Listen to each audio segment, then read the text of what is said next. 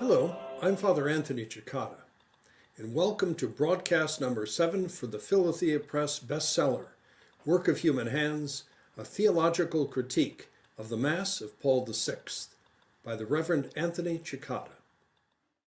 To order Work of Human Hands and to read excerpts, visit www.philotheapress.com. Chapter 7, Art, Architecture, Furnishings, Ready for Assembly.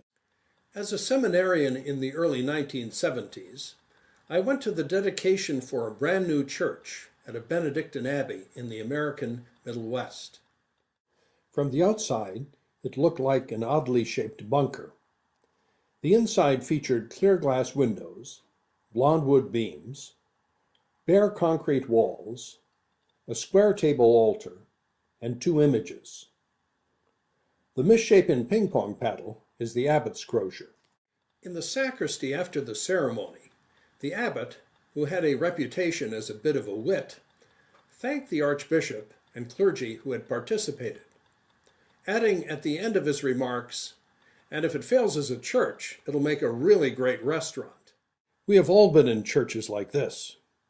Is it a church, or is it really a food court? I don't know about you, but the stained glass window looks an awful lot like Starbucks to me.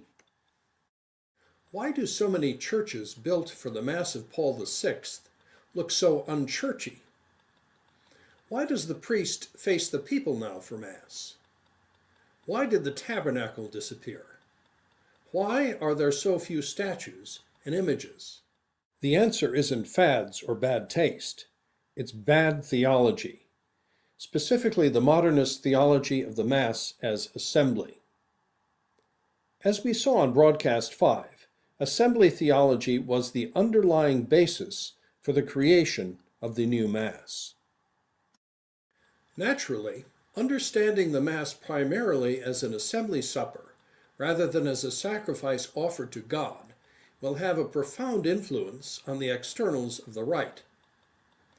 Chapter 7 of Work of Human Hands examines how assembly theology affected the new legislation governing the externals of the Mass of Paul VI: church architecture, the altar, the tabernacle, and the rest.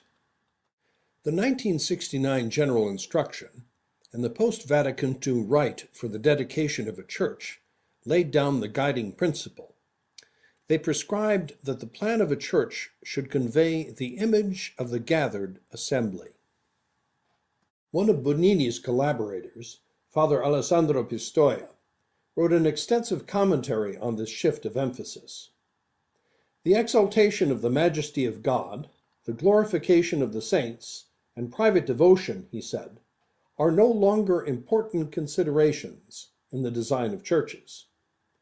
The objective of the new liturgical environment, rather, is to promote a celebration in which the assembly actively participates.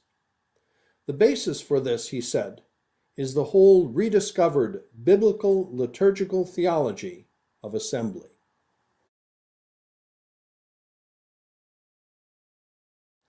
One of the most striking features of the post-Vatican II liturgical changes, and one intimately linked to assembly theology, was Mass celebrated facing the people, which was adopted everywhere after Vatican II.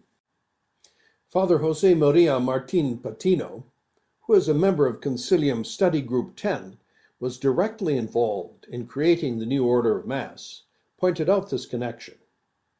The modern notion of Mass facing the people, he said, is based on an anthropocentric, or man-centered theology, rather than as before on a theocentric or God-centered theology. In recent years, some have begun to advocate celebrating the Mass of Paul VI in the old direction, facing east, or ad orientem, as they say. For the liturgy of the Word, the priest faces the people. For the liturgy of the Eucharist, he faces the altar with his back to the people, an arrangement that looks a little like the old Mass. The most prominent apologist for this if not the man who inspired the movement in the first place, was Joseph Cardinal Ratzinger, first in a 1981 article, and then in a book published in 2000.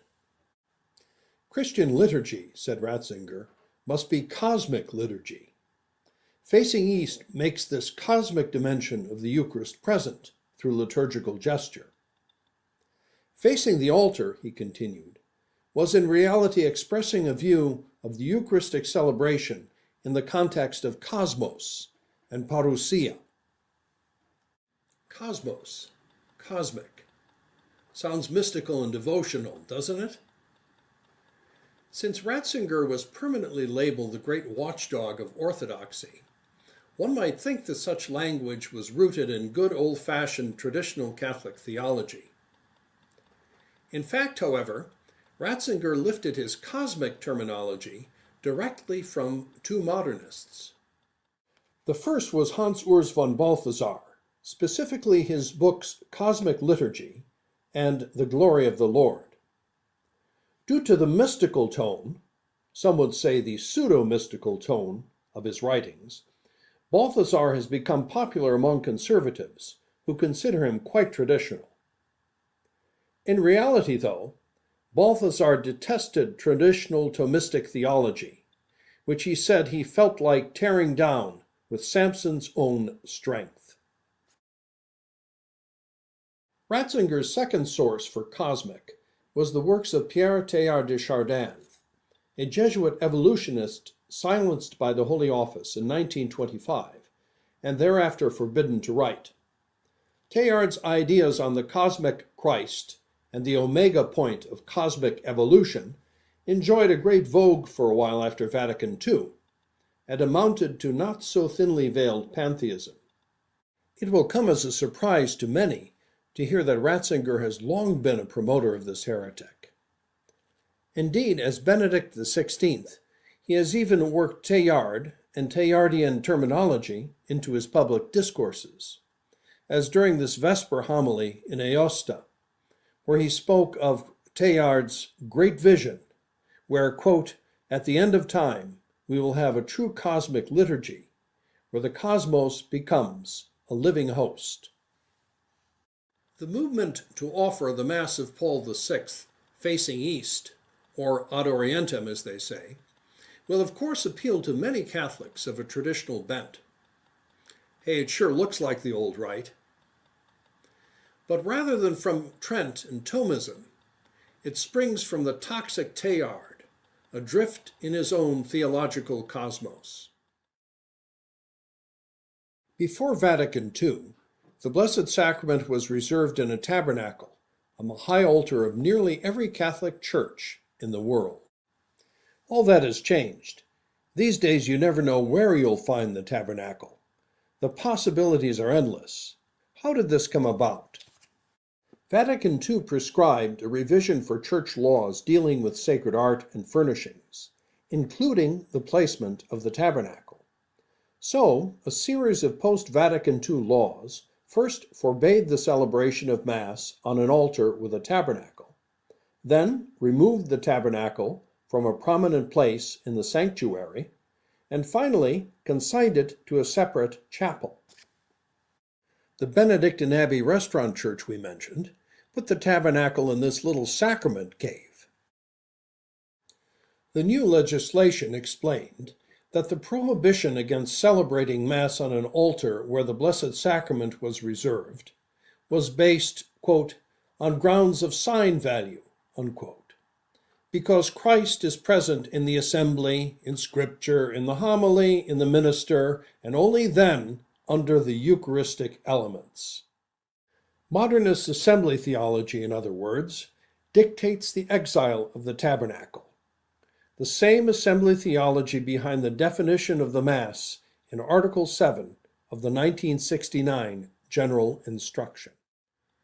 Another notable feature of the reform was the hostility towards religious statues and images.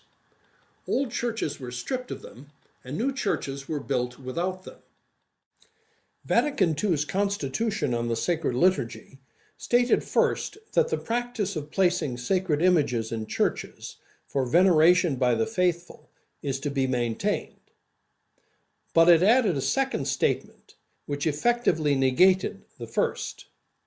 Nevertheless, there is to be restraint regarding their number and prominence, so that they do not create confusion among the Christian people or foster religious practices of doubtful orthodoxy. This passage contains 5 fuzzy or equivocal terms: restraint, number, prominence, confusion, and practices of doubtful orthodoxy. These terms raise more questions than they answer, and will be used to strip Catholic churches everywhere of statues and images. On the question of images, the 1969 General Instruction adds, "There is a need both to limit their number and to situate them in such a way that they do not distract the people's attention from the celebration." Bottom line, keep your eyes on that cantor lady, or get real used to looking at that bare wall. Talk about options. To find out more about the reasons behind the post-Vatican II changes in church art, architecture, and furnishings, read Ready for Assembly, Chapter 7 of Work of Human Hands, a theological critique of the Mass of Paul VI. Our next chapter, Meeting and Greeting. To order Work of Human Hands and to read excerpts, visit www.philotheapress.com.